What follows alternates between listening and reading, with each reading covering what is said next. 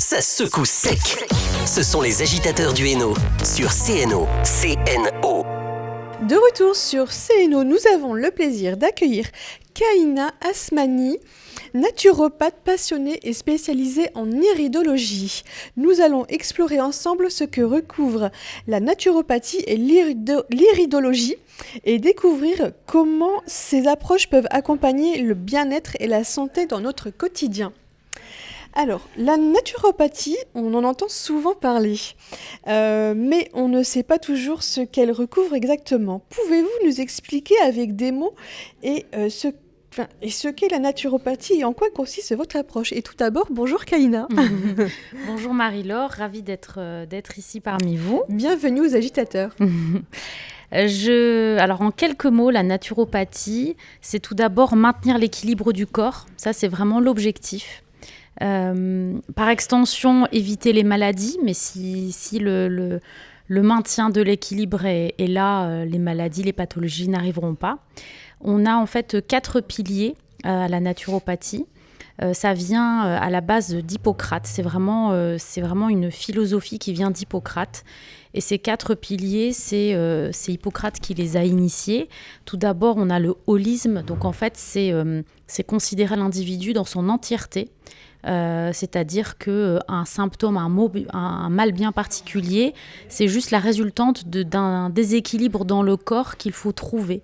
Et donc ça m'amène au deuxième pilier qui est le causalisme, donc rechercher la cause de la cause des fois du symptôme ou de la maladie. Le fond du fond, exactement. Ça, c'est le deuxième. Ensuite, on a l'humorisme. Donc l'humorisme, c'est la science des humeurs. Donc c'est toutes les humeurs, c'est les liquides. Les liquides de notre corps, que ce soit le sang, la lymphe, c'est les 2 liquides majeurs. Mais comment tous ces fluides fonctionnent dans l'organisme.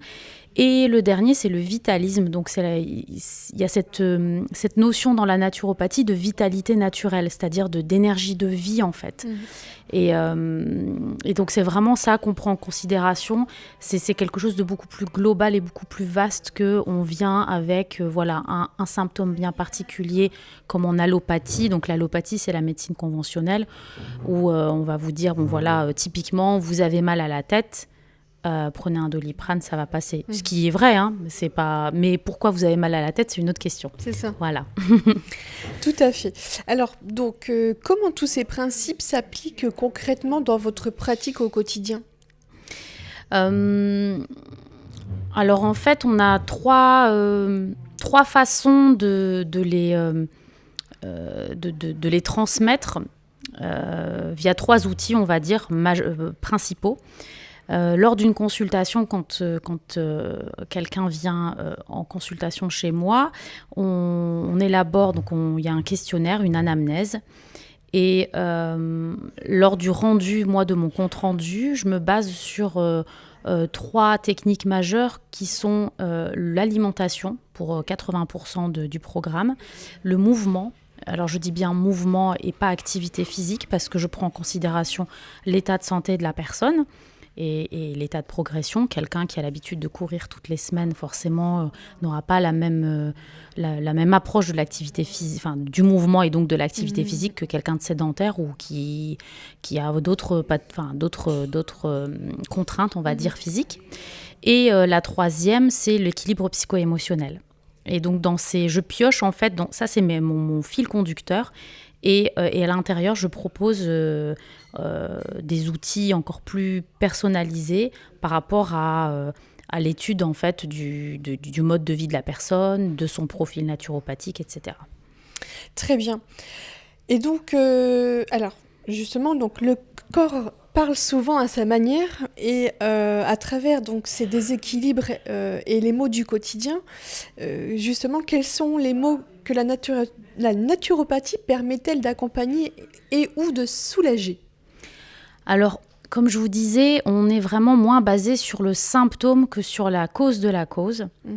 On a vraiment cette notion de terrain, c'est-à-dire qu'en fait, on part du principe que si le corps fonctionne, s'il y a un équilibre dans le corps, la pathologie ne pourra pas passer. Le méchant virus aura une armée du système immunitaire qui sera là pour se défendre. Et donc, quelqu'un qui a suffisamment de vitalité ne se rendra peut-être même pas compte.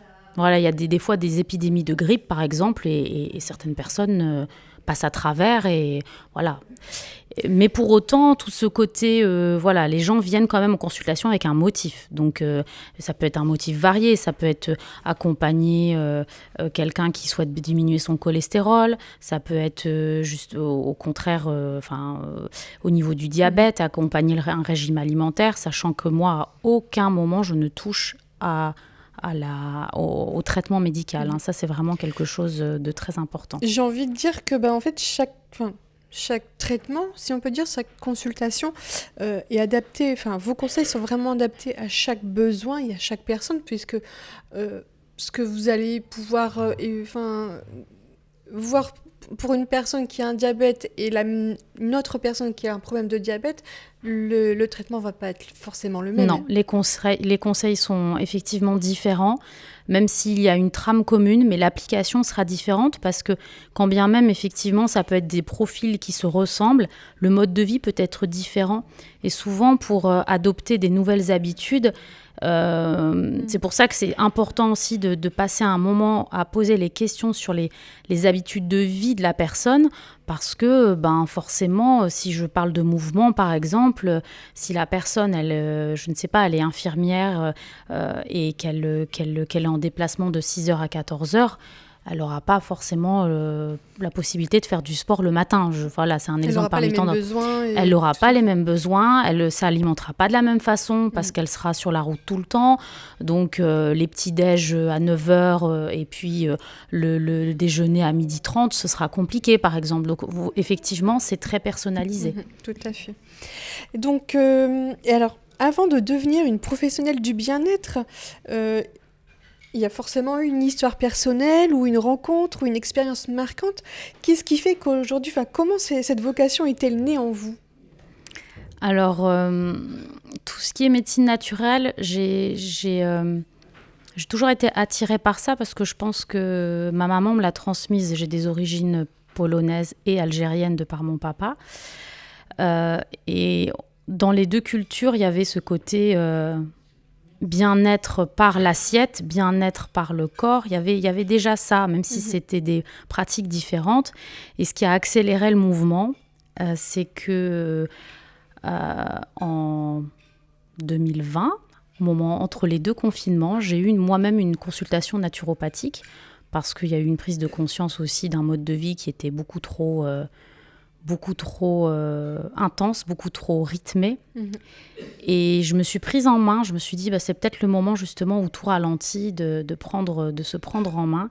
Et cette consultation naturopathique m'a vraiment ouvert les yeux sur beaucoup de choses. Et ce qui a encore plus m'a ouvert les yeux, c'est en été 2021, où j'ai fait un jeûne de 6 jours en Auvergne, qui était pour moi une expérience vraiment unique, et je la recommande d'ailleurs à beaucoup de gens. C'est une expérience où on se retrouve, on se rend compte à quel point le corps en fait arrive à fonctionner normalement sans vraiment sans se nourrir 3 fois par jour. Moi je trouve ça assez incroyable, et surtout ce regain de vitalité après. Et en plus, forcément, il y a eu des conférences, il y a eu des massages, il y a eu tout un accompagnement qui a fait que moi, j'ai l'impression qu'un monde s'ouvrait vraiment à moi. Et ça m'a vraiment donné envie de me plonger encore plus dans cette voie-là. Dans cette voie-là, oui. Très bien. Et donc, alors, aujourd'hui, vous avez aussi choisi cette vocation, donc cette voie. Et en plus, vous vous êtes aussi spécialisée, en plus de la naturopathie, dans l'iridologie. Oui. C'est une méthode aussi qui est un peu moins connue, mais en tout cas, j'ai envie de dire fascinante, mais moi aussi ça me fascine parce que je suis très curieuse. Je me dis mais qu'est-ce qu'on peut voir dans les yeux, quoi. C'est quand même plutôt pas commun. Alors dites-nous-en un petit peu plus. Qu'est-ce que permet en fait l'iridologie et comment vous l'utilisez avec la naturopathie ? Alors l'iridologie, c'est un outil qui vient en complément dans le cadre de la consultation. Il m'aide à faire un bilan de vitalité de la personne. En fait, il faut se dire que l'œil, c'est le seul endroit du corps où on peut voir ce qui se passe à l'intérieur du corps, sans devoir vous couper, vous charcuter ou quoi que ce soit. Donc on a vraiment un aperçu de l'état des tissus intérieurs du corps. Et donc, comme je vous disais, ça vient en complément du questionnaire que je pose, les questions que je pose pendant la consultation. Et ça permet justement soit de me donner des indications sur des choses peut-être que la personne ne m'aurait pas dites, ou alors de confirmer ou d'infirmer des choses. Je dis toujours que c'est pas c'est pas du tout la boule de cristal de Madame Irma, hein, c'est pas du tout ça. On vient vraiment se dire ah tiens, j'ai vu ça et ça, je repose des questions à la personne, ou alors à l'inverse, la personne m'a déjà fait part de certaines choses et je les retrouve dans l'œil et je me dis bon bah effectivement voilà, il y a eu du stress, je le vois là et là, il y a de l'acidité, il y a des choses au niveau de la digestion des sucres qui est pas bonne. Enfin voilà, il y a des choses comme ça qui se retrouvent, qu'on peut voir. Et donc je confronte avec le questionnaire seul. Il faut faire attention de ne pas faire de conclusions trop hâtives. Voilà, comme dans toute pratique, je pense qu'il faut toujours garder cet esprit critique. Très bien. Et donc, alors c'est une méthode qui intrigue souvent. Donc on parlait de questionnaire. Donc justement, lors d'un bilan, que peut-on lire dans l'iris ? Parce que donc en fait on parle des yeux, mais en fait voilà, c'est dans l'iris que ça se passe. Oui, bien sûr, c'est dans l'iris. Et donc quelle information retenez-vous, et puis qu'est-ce que vous détectez exactement ? Vous m'avez parlé donc de digestion. Il y a d'autres mots qu'on puisse voir dans l'iris ? On va du plus global au plus précis, c'est-à-dire que d'abord on regarde la première impression de l'œil. Est-ce que la pupille est dilatée, contractée ? Est-ce qu'il y a des fois des pupilles qui sont décentrées ? Et là, on se dit, oulala, au niveau du système nerveux, ça peut être aussi un indicateur sur le niveau de stress de la personne. Donc voilà, il y a des aspects, on regarde d'abord l'extérieur, même le blanc de l'œil, comment il est. Et après, on commence à regarder des choses un petit peu plus précises.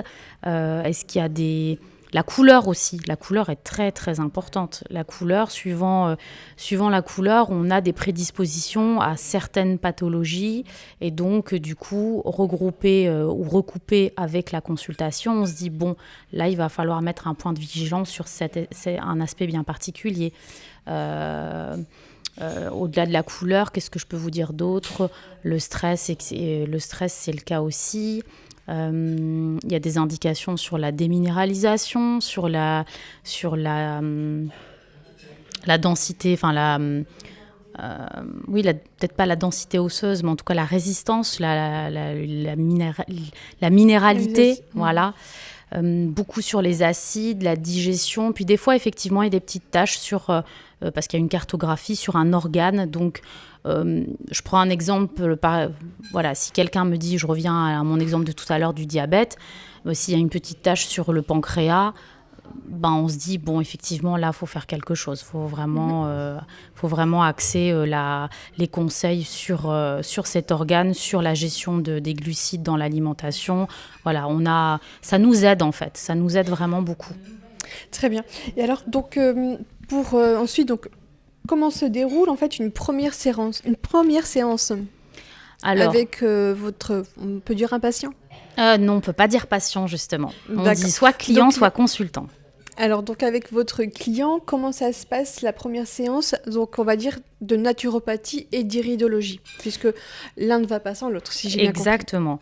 Donc, on passe en revue l'histoire globale et médicale de la personne. Donc, s'il y a eu des événements marquants au cours de l'enfance, des maladies infantiles peut-être un peu plus marquées, comment on évalue le système immunitaire, on passe par les antécédents les antécédents familiaux aussi, et puis après on en vient à l'instant T, c'est-à-dire comment est le système, on accorde beaucoup de temps au système digestif, c'est vraiment un point clé, le système nerveux aussi, surtout dans notre société où on est vraiment, où c'est un système qui est très sollicité, les gens sont très stressés, angoissés, anxieux, et en fait c'est le lit de toutes les pathologies, vraiment. Cette gestion du stress, gestion des émotions, c'est vraiment très important, le côté psychosomatique, le sommeil également.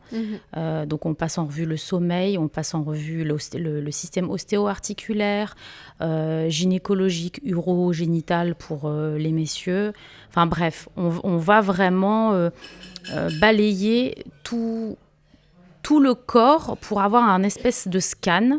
Et après, quand on passe du côté bilan de vitalité, où je prends du coup ma petite loupe, ma petite lumière, en gros, je m'attarde entre 10 et 15 secondes, 4 à 5 fois par œil, où je prends des petites notes sur ce que je vois. Alors justement, j'allais y venir, je voulais vous demander, est-ce qu'il y a un appareil, quelque chose pour voir ce qui se passe dans l'iris ? Alors oui, il existe des appareils, un petit peu ce que vous pouvez voir chez un opticien.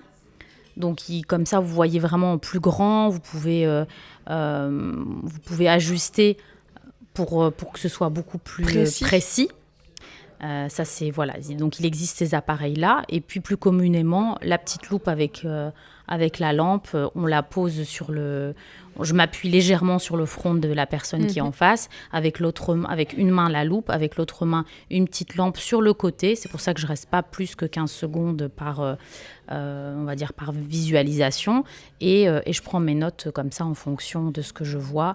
Et je recoupe avec les réponses au questionnaire que la personne m'a donné au préalable. Très bien. Alors, donc, une séance dure combien de temps ?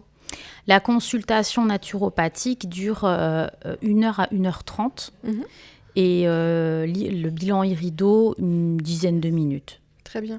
Et donc, ça se passe... Vous avez un cabinet ? Oui, c'est à Aulnoy-les-Valenciennes, oui. D'accord, très bien.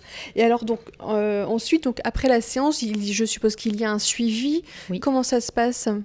Alors, à la suite de la séance, je fais un compte-rendu, donc un plan d'hygiène vitale, qui sont en fait une liste de conseils qui sont personnalisés, comme je vous disais tout au début, par rapport au mode de vie de la personne et puis à la problématique de la personne. Et ce que j'essaie de faire vraiment en fin de séance, quand j'ai recueilli toutes les informations, c'est de faire comprendre à la personne son propre fonctionnement. Et mon objectif vraiment personnel, c'est que la personne en face ait un déclic sur des choses qui vont et qui vont pas, et de pourquoi en fait elle en arrive à l'état dans lequel elle est aujourd'hui en fait. Et de ce déclic, je fédère en fait avec le programme que je propose, parce que forcément ça va répondre à cette problématique là. Et donc, souvent, voilà, dans les 3-4 jours maximum, je renvoie la liste des conseils avec des outils différents. Ça peut être en phytothérapie, ça peut être en aromathérapie, mais vraiment garder cette base alimentation, mouvement et gestion psycho-émotionnelle. La gestion psycho-émotionnelle, ça peut être de la méditation, des techniques de respiration. Voilà, il y a beaucoup de choses suivant ce que la personne aime aussi, parce que je pose aussi des questions sur ses goûts, parce qu'il y a bien sûr, ses habitudes. Tout à fait. Donc ça, c'est important aussi, que ça soit vraiment quelque chose qui soit pas une corvée en fait à mettre en place. Voilà. Très bien. Et donc comment on peut vous retrouver pour prendre rendez-vous ? Alors pour l'instant, mon site est en construction, mon logo aussi, tout ça est très... Vous avez d'autres réseaux ? Je suis sur Instagram, sur Kaina Barbara. Donc même chose pour 2026, je prévois de faire vraiment un Instagram purement professionnel. Là, j'avoue que depuis 2-3 ans même, je bascule du perso au pro. On va dire que je vais un peu entre les deux. C'est vraiment c'est vraiment une page plus mode de vie, lifestyle, mais qui a aussi des contenus pro et des informations et des recommandations. Il n'y a pas de... Voilà, c'est quelque chose que je veux en fait convivial. Et cette page-là, je pense que je la garderai, elle restera. Mais à partir de 2026, je voudrais vraiment passer au niveau au-dessus et faire quelque chose de beaucoup plus construit, beaucoup plus structuré. Enfin voilà, en tout cas, ce sont mes projets pour l'année prochaine. C'est ça, tout à fait. Plus un site, il y a l'infographiste qui travaille déjà dessus. Donc voilà. C'est en Très cours. bien. Alors, merci Kaina pour votre participation. On vous souhaite une bonne continuation et beaucoup de projets à venir. Merci beaucoup pour votre invitation, ça me fait plaisir, vraiment. Je vous en prie.